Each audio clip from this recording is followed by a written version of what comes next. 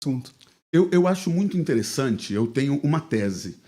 Essa tese, a priori, ela é minha, de acordo com os estudos que eu fiz e tal, né? Tenho minhas formações em coach, vejo com muito bons olhos. E como eu vejo?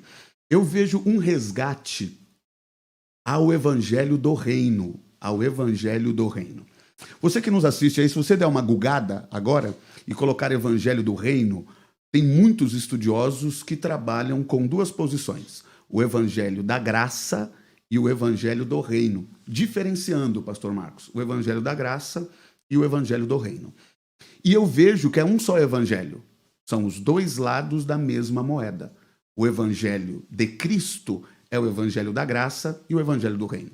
Jesus disse assim, no final do seu ministério, em Mateus capítulo 24, e este evangelho do reino será pregado entre todas as nações, então virá o fim.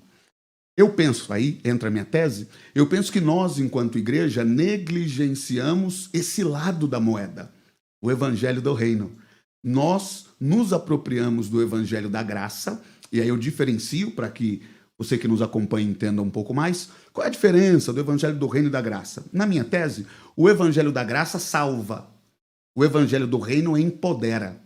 O evangelho da graça, ele nos livra do pecado. O evangelho do reino nos empodera a batalhar a favor do reino.